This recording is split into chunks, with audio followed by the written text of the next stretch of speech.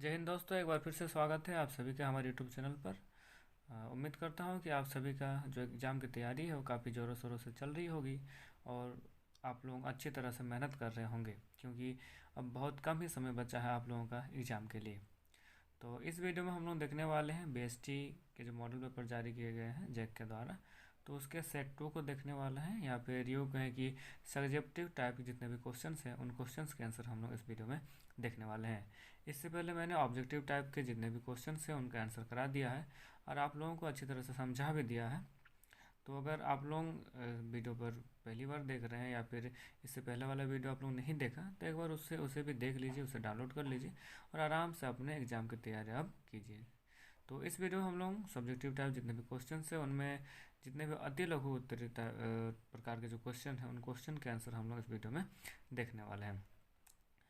तो चलिए एक बार हम लोग क्वेश्चन पढ़ लेते हैं। देखिए, ये जो सेट 2 है या फिर जो कहेंगे सब्जेक्टिव टाइप जो क्वेश्चन आपको दिया रहेगा, उसके लिए भी आपको 1.5 घंटे का समय दिया जाएगा और ये भी जो है वो 40 अंकीय रहेंगे, यानी सब्जेक्टिव टाइप 40 अंक आपका ऑब्जेक्टिव टाइप रहेगा और 40 अंक रहेगा आपका सब्जेक्टिव में। तो इसमें हम लोग अभी जितने भी very short answer type question हैं उनको देखने वाले हैं। लेकिन ही 5 प्रश्नों के उत्तर दें, 5 × 10, यानी एक प्रश्न के आपको 2 नंबर मिलने वाले हैं और हर क्वेश्चन जो है आपको अटैम्प्ट नहीं करना है, केवल इनमें से किसी 5 को अटैम्प्ट करना है।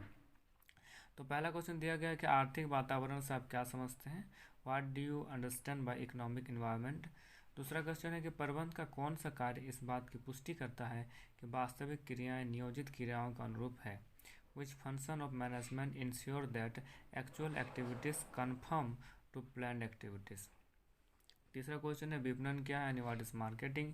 चौथा क्वेश्चन है संदेशवाहन से आप क्या समझते हैं, what do you understand by communication.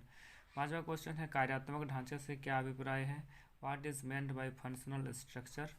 छठा क्वेश्चन है गौण बाजार की गिनी दो विशेषताओं को उल्लेख करें, state any two characteristics of secondary market. और सातवां क्वेश्चन दिया गया है उपभोक्ता शोषण की कोई 2 उदाहरण दीजिए, यानी give any 2 example of consumer exploitation. तो इन सभी 7 प्रश्नों का उत्तर हम लोग करने वाले हैं। इनमें से आपको जो प्रश्न या फिर जो सही लगे, जो अच्छा लगे, उसका आंसर आप अपने एग्जाम में कीजिएगा। तो इनमें से किसी 5 प्रश्नों के उत्तर आपको एग्जाम में लिखने होंगे और 7 प्रश्न दिए रहेंगे। तो चलिए अभी हम लोग चलते हैं इसके आंसर्स की ओर।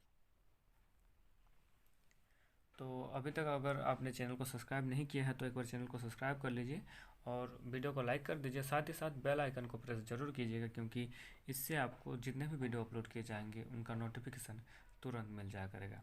तो चलिए हम लोग पहला क्वेश्चन का आंसर देखते हैं। पहला क्वेश्चन दिया था कि आर्थिक वातावरण से क्या समझते हैं। तो आर्थिक वातावरण से आशय व्यवसाय की आर्थिक नीतियों, आर्थिक प्रणालियों तथा आर्थिक दशाओं से हैं जो व्यवसाय को प्रत्यक्ष रूप से प्रभावित करती हैं। तो व्यवसाय का आर्थिक वातावरण मतलब उस व्यवसाय के अंदर की चीज़ें, उसकी उसकी नीतियाँ कैसी है, उसकी प्रणाली कैसी है, उसकी आर्थिक दशाएं कैसी है, ठीक है। और अगर कोई उत्पाद बन रहा है तो उसका मूल्य निर्धारण वगैरह कैसे किया जाता है, तो इन सभी बातों को आर्थिक वातावरण के अंतर्गत रखा जाता है। और ये आर्थिक वातावरण जो है और व्यवसाय को प्रत्यक्ष रूप से यानी डायरेक्टली जो है उसको प्रभावित करता है। अगला क्वेश्चन है कि प्रबंध का कौन सा कार्य इस बात की पुष्टि करता है कि वास्तविक क्रियाएं नियोजित क्रियाओं के अनुरूप हुई है।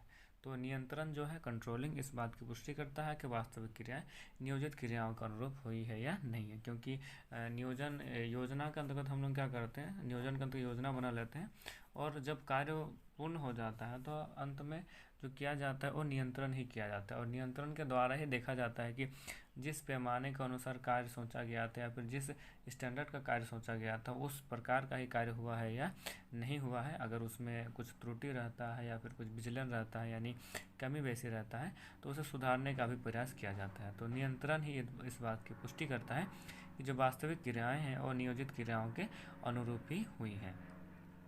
तीसरा क्वेश्चन दिया गया है कि विपणन क्या है, यानी मार्केटिंग के बारे में पूछा गया है। तो देखिए, विपणन से आशय उन समस्त क्रियाओं के योग से है जो वस्तुओं के उत्पादन की कल्पना से शुरू होकर पैकेजिंग, भंडार, परिवहन, मूल्य निर्धारण, विक्रय तथा विक्रय के बाद की सेवाएं के रूप में चलती रहती है। तो विपणन जो है एक इसका क्षेत्र बड़ा होता है।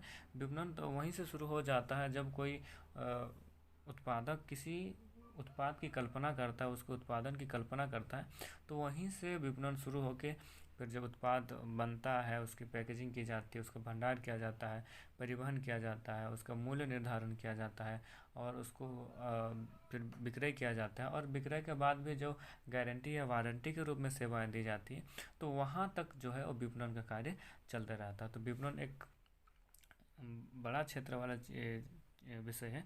तो विपणन में सभी चीज़ों का समावेश किया जाता है जो किसी वस्तु के उत्पादन से लेकर अंतिम रूप में उसको उपभोग तक, वहाँ तक जो है विपणन शामिल किया जाता है। जब तक उपभोक्ता संतुष्ट ना हो, उसको सेवाएं भी दी जाती हैं, तो वहाँ तक विपणन का कार्य जो है शामिल किया गया है।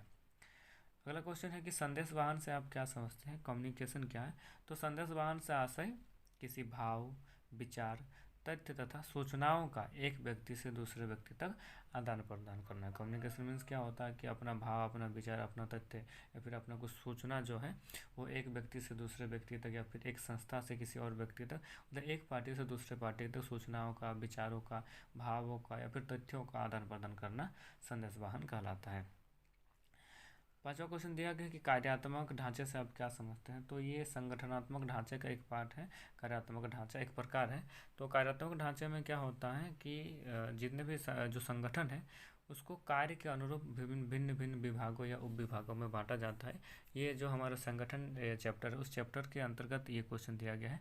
तो मतलब कार्यात्मक ढांचे से आशय संगठन को कार्य के अनुरूप विभिन्न विभागों या उप विभागों में बांटना है। तो जब संगठन को हम लोग अलग अलग विभाग में बांटते हैं कार्य के हिसाब से, तो उसको कार्यात्मक ढांचा बोला जाता है।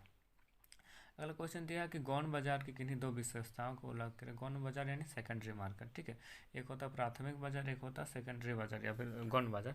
तो उसके बारे में पूछेगा। तो गौण बाजार में क्या होता है, देखिए गौण बाजार की निम्नलिखित विशेषताएं हैं। पहला, इसमें पूर्व में निर्मित प्रतिभूतियों का क्रय होता है। मतलब गौण बाजार में जो प्रतिभूतियों का क्रय विक्रय होता है तो पहले ही प्राथमिक बाजार में निर्गमित की गई होती है, उसके बाद यहाँ पर इसका जो है क्रय विक्रय किया जाता है। तो गौण बाजार में क्या होता है, पूर्व में ही निर्गमित प्रतिभूतियों का क्रय विक्रय होता है। और दूसरा यह कि इसमें प्रतिभूतियों का जो मूल्य है बाजार की शक्तियों द्वारा निर्धारित हो जाती है, बाजार की मांग के द्वारा निर्धारित होती है किसी भी प्रतिभूति का मूल्य, ठीक है। तो पहला हो गया पूर्व में निर्गमित की गई प्रतिभूतियों का क्रय विक्रय, और दूसरा है कि प्रतिभूतियों का जो मूल्य है वो बाजार की शक्तियों द्वारा निर्धारित किया जाना। ये गौण बाजार की विशेषताएं हैं। अगला क्वेश्चन यानी अति लघु उत्तरीय का अंतिम क्वेश्चन जो दिया गया तो होता क्वेश्चन नंबर 7, उपभोक्ता शोषण के कोई दो उदाहरण दीजिए। तो ये तो क्वेश्चन काफ़ी आसान है कि किस तरह से एक विक्रेता जो है या फिर एक सेलर जो है कस्टमर को तो उसका शोषण कर सकता है, उसको ठग सकता है। तो उपभोक्ता शोषण के दो उदाहरण निम्न प्रकार से हो सकते हैं कि उपभोक्ताओं को खराब माल देना, ठीक है, मिलावटी माल देना, जिस क्वालिटी का माल उस प्राइस पे मिलना चाहिए उससे ख़राब माल देना, उससे कम क्वालिटी का माल देना, इस तरह का।